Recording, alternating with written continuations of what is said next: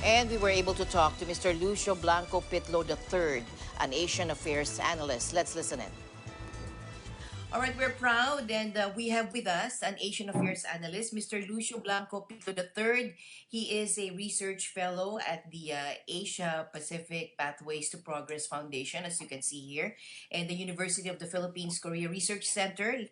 He is also a lecturer at the Chinese Studies program at Ateneo de Manila University, contributing editor and reviews for the Asian Politics and Policy Journal, and a board member of the Philippine Association for China Studies. Thank you very much, sir, for granting us this interview, this hopefully short interview.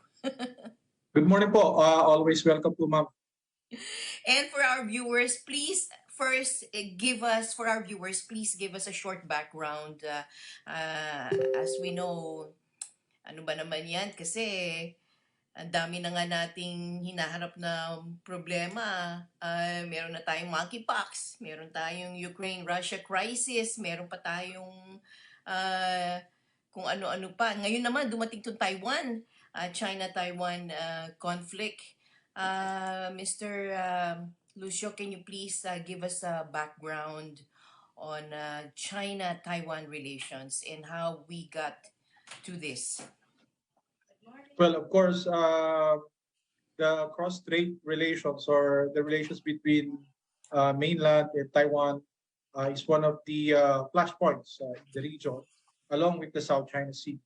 But of course, we also look at the Taiwan flashpoint or the cross-strait flashpoint as one of the emerging arenas for U.S.-China rivalry. And we know that U.S. support for Taiwan and the maintenance of the status quo is, of course, a strong and enduring policy of the U.S.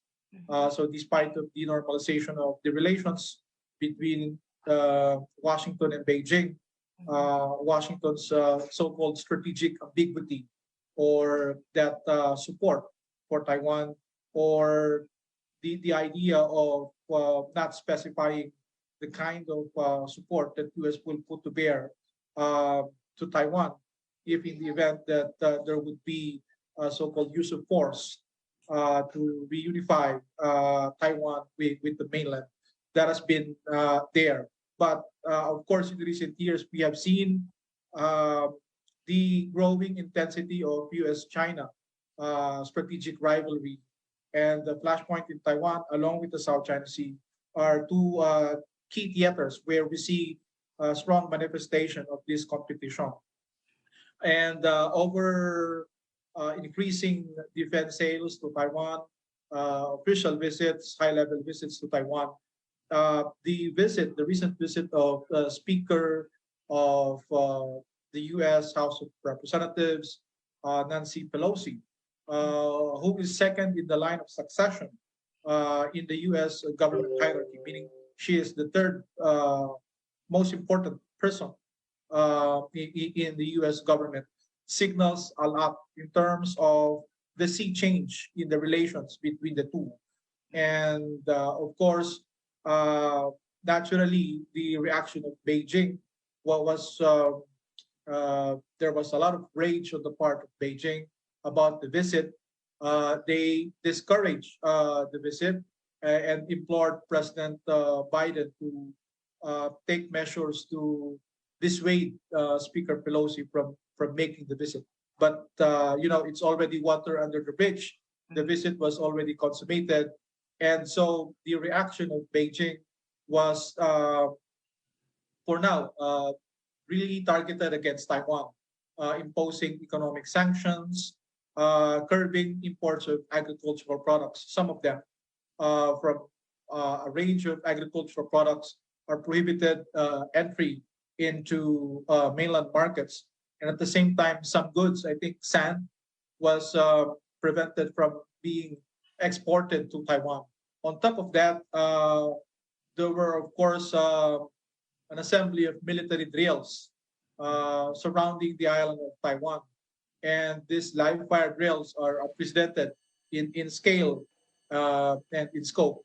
And of course, ASEAN, including the Philippines, had already expressed concern about the situation and implored both sides to sit down, have dialogue, prevent further de-escalation of the already worsening situation, and take steps to try to dial down the tensions and soothe um, the toxic atmosphere between them and, of course, across the strait.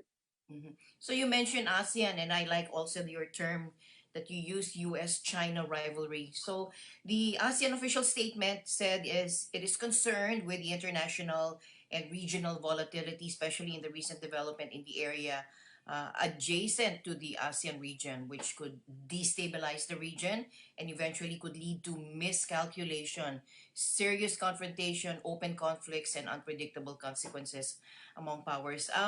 Now, my question is, U.S. Secretary of State Antony Blinken opposes any unilateral efforts to change the status quo, especially by force. Now, Blinken believes that escalation serves no one, could have unintended consequences, he said, and serve no one's interests, including ASEAN members and including China. There seems to be a different approach between President Biden, the Secretary of State, and House Speaker Nancy Pelosi.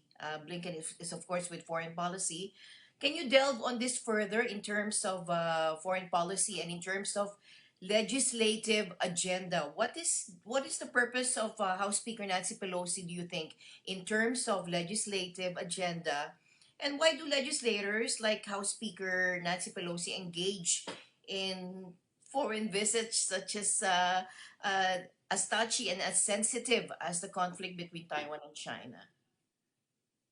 Well, of course, the visit affected the relations between US and China, the most important bilateral relations in the world. Mhm. And of course, I mean, it's anyone's guess, what is really the motive behind the visit. But so far, what's coming out in the press and based on the statements of Speaker Pelosi is that it is an expression of solidarity to Taiwan. Excuse me. And so, in the past, of course, the concern of the U.S. was the increasing um, what they perceive as belligerence on the part of uh, mainland, flying an increasing number of sorties into the air defense identification zone of Taiwan. And of course, Taiwan had to scramble fighter jets to try to respond to this. And of course, there's also an increase in the number of forays of PLA Chinese ships venturing into waters considered by Taiwan as theirs. And Yes. so this, of course, raised alarm bells at Washington. And so Mhm. they have dispatched, phone ops, Yes. freedom of navigation operations in the Taiwan Strait, and of course, the presence of U.S. Navy ships and US Coast Guard ships in the vicinity to try to uh, dissuade uh, mainland China from undertaking further actions. Mm-hmm. But of course, the visit of Pelosi was seen adversely from Beijing because the last time such a high level official from the US made the visit to Taipei was 25 years ago when then Speaker of the House Newt Gingrich in 1997. This is, I think, a year after the second Taiwan Strait crisis, also paid a visit to Taiwan. I think the difference now is that in the past, China would just make protests, diplomatic protests, express their displeasure about the visit of the U.S. Verbally, but the capabilities of the PLA had changed a lot, since the start of the reform and opening up, and China's economy had grew, and so is their defense spending. Mm-hmm. So the capability of China to react, to what they consider as provocation on the part of the U.S. Can be seen and felt more than it was in yesteryears. Mhm. President Biden, in fairness, uh, tried to persuade uh, Speaker Pelosi against making the visit. Yes. And I think the U.S. Military also said that the visit at this time is not the best time to make. But Yes. just the same, I think this shows, of course, the U.S. system of government that the executive and the legislative are two separate, co-equal branches of government. And so, even against the wishes of the chief executive and the commander in chief of the U.S. Armed Forces, Speaker Pelosi, as head of the Congress, decided to push through with the visit. Mhm. Fortunately, of course, this was, as I said, seen negatively by Beijing. Maybe China was expecting that President Biden could have exerted more effort Yeah. to try to prevent the visit from coming, knowing how sensitive the issue of Taiwan is to the U.S.-China relations. True. And So so China, should it be taken to mean that Congress is taking a more aggressive stance than the executive? Is that a way? Is this a way of pushing the envelope for U.S. foreign policy? well, we can only speculate, but we do know that there would be a midterm elections this November Yes. in the U.S. And so seats in Congress and in the House are up for grabs. And I think there is, of course, economic problems in the U.S. and, of course, foreign policy issues, especially in light of the ongoing Russia-Ukraine war now in its fifth month.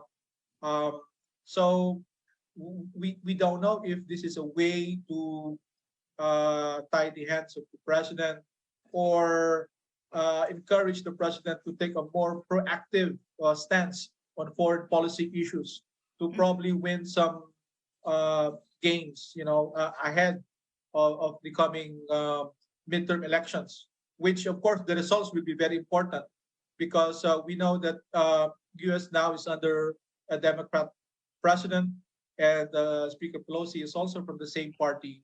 Yes. And if the results of the midterm elections would not be favorable to the Democrat Party, if the Republican won a majority, especially a clear majority in both chambers of the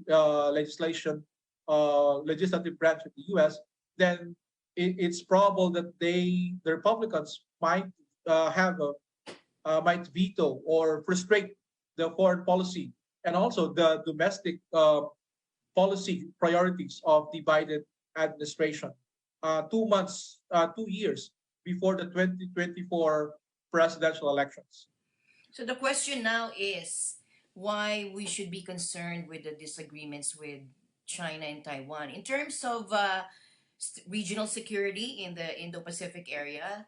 Does our mutual defense treaty with the U.S. cover this conflict, and to what extent must the Philippines send troops or allocate resources to resist armed attacks, and how should we protect the interests of overseas Filipino workers also in this conflict if China and Taiwan engage in these aggressive exercises? Well, yes. So this is, of course, extremely important for the ASEAN and most importantly for the Philippines. We are the closest Southeast Asian country to the Taiwan Strait.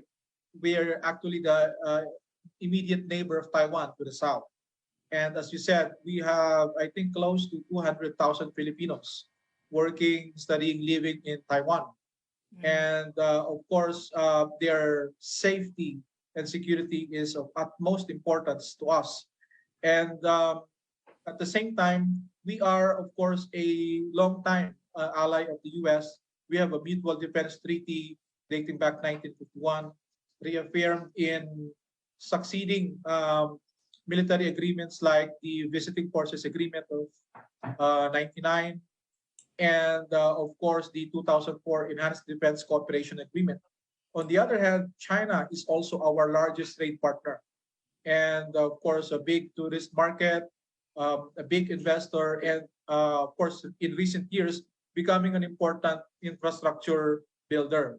So it's important that we manage our relations with these two superpowers. Unfortunately, their relations in recent years has not been good, and actually from not being good, it's actually worsening. And the Taiwan Strait is becoming an area where we see this animosity between the two really becoming apparent.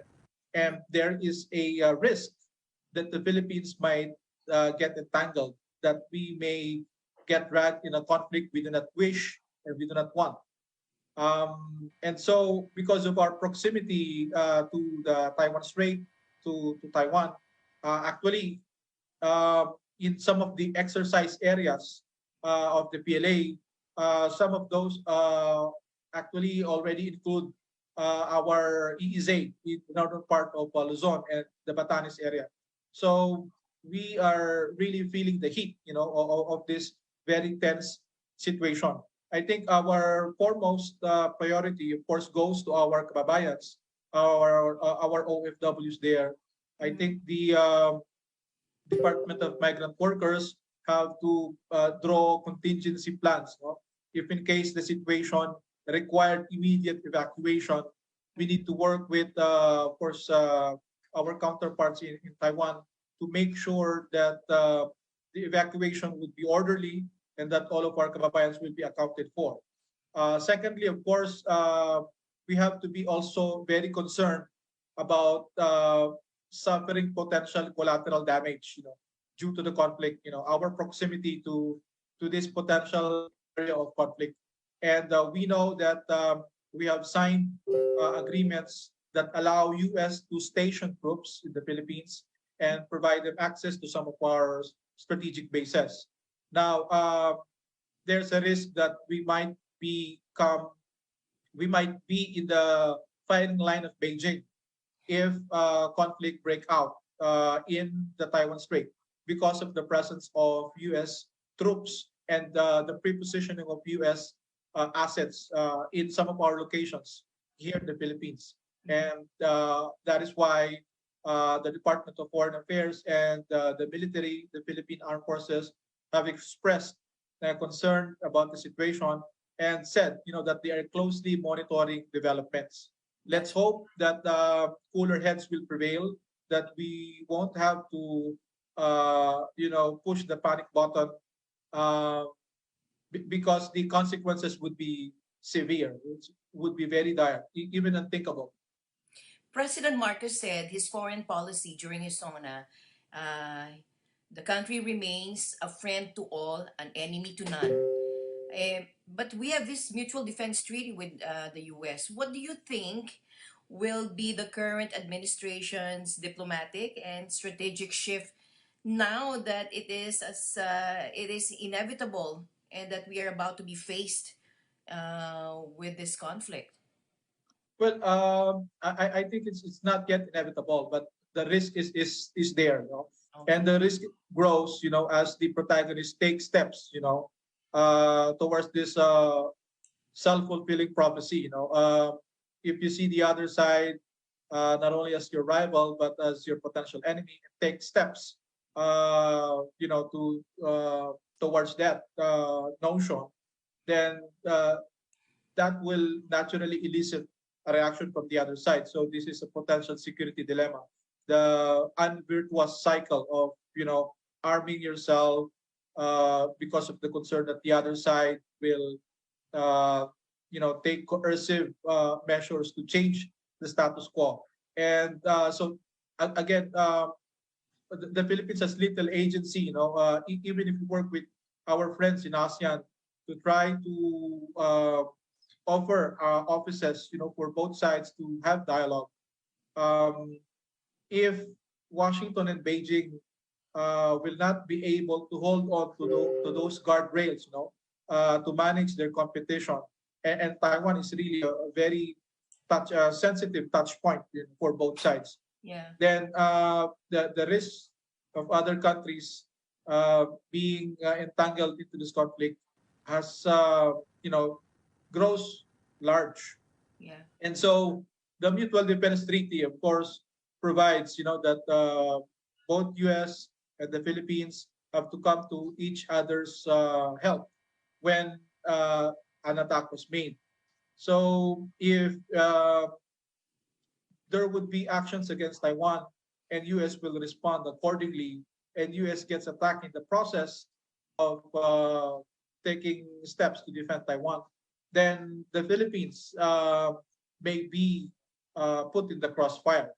And of course, that is the big concern that, of course, given all the problems that we are already facing, this will be of very serious and immediate. Uh, it would require urgent attention from our government. What do you think would be some of the steps to soften the impact of the visit or any aggressive stance in the near future?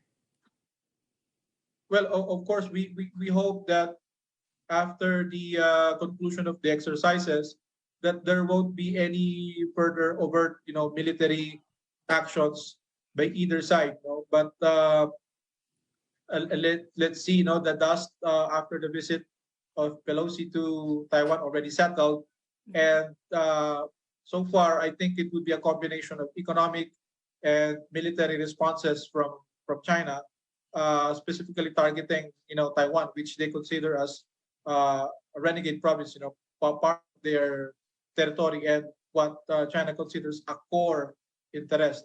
And so, of course, countries would try to refrain, from taking steps that would incite, further tensions. So maybe a possible natural cooling process, after the tense visit, and we'll see, what happens next. But I think after the exercises, the economic sanctions against Taiwan and other countries that may express, openly support, for Taiwan, or the visit of Speaker Pelosi to Taiwan, they may also likewise suffer from potential economic retaliation, from mainland, because the level of infuriation, the rage and agitation on the part of China is really that strong, and because they think a line has been crossed, so let's hope that both sides will um, probably find another way, to de-escalate the situation. Unfortunately, the visit, came days after President Xi and President Biden had a telephone conversation. Yes. And I think in that call there was hope that at least both sides, if they cannot be friends, or if they cannot improve the situation, they would at least prevent it from getting worse. Yeah. But the visit came, and of course the temperature in that area shoot up again. Let's hope, that there would be some back channel discussions between U.S. and China, and that of course the concern of mainland, that what they consider as separatist or independent leading elements in Taiwan would not be emboldened, or capitalized on the visit, to take further measures, that would exacerbate the situation. Let's hope it won't come to that. How will this escalation of conflict affect Taiwan's President Tsai Ing-wen's new southbound policy, which engages ASEAN, Australia, and New Zealand in trade, investment, educational exchange, and immigrant labor? Well, of course, the one China policy Mhm. was, of course, one of the first issues that Beijing raised. When the visit came, it reminded the international community that there's only one China, there's only one legitimate representative of the Chinese people, Mhm. and that government is the one in Beijing, at least from their side of things. And of course, the on the part of Taiwan, this new southbound policy Mhm. is a way to diversify their economic uh, links, to mitigate the reliance on Chinese markets and investments in China, and also a way to uh, have more breathing space, in their diplomatic space, because we know that in recent years, Taiwan is becoming more increasingly isolated because it's remaining the countries that still have official relations with Taipei and not with Beijing has dwindled in recent years. I think only a handful of them remain.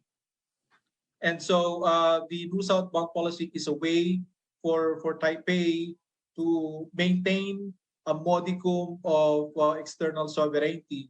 But of course, the target countries of NSP, Southeast Asia, Australia, countries in that space, would not want to be seen as officially, I mean, the level of interaction with Taipei will always be semi-official, unofficial in nature, because they would not want Beijing to see, taking part in NSP as a way of recognizing Taipei.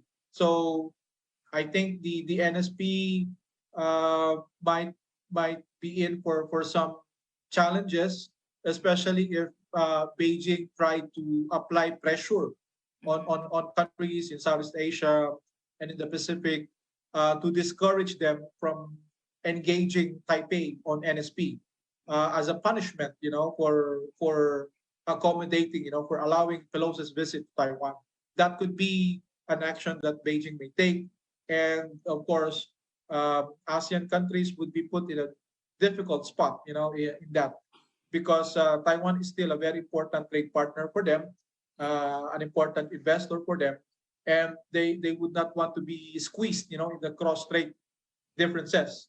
But again, China being the larger trade partner of ASEAN countries, I think there would be greater accommodation at Beijing, at least on this issue.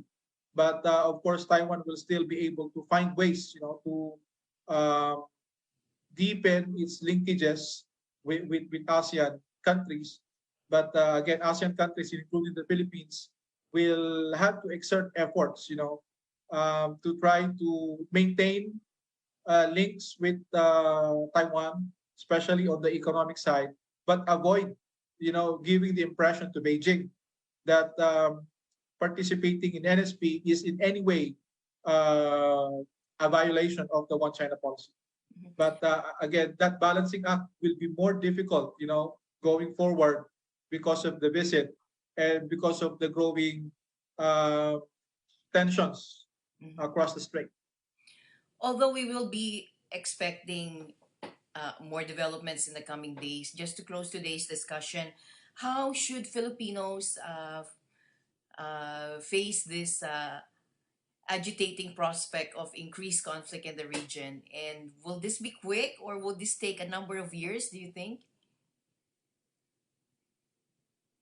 Well, of course, the cross-strait issue is a long-standing one. It has been there for decades, like the South China Sea. It has been an irritant in the relations between Southeast Asian countries, especially the littoral states, claimant states, and that of their big neighbor, China.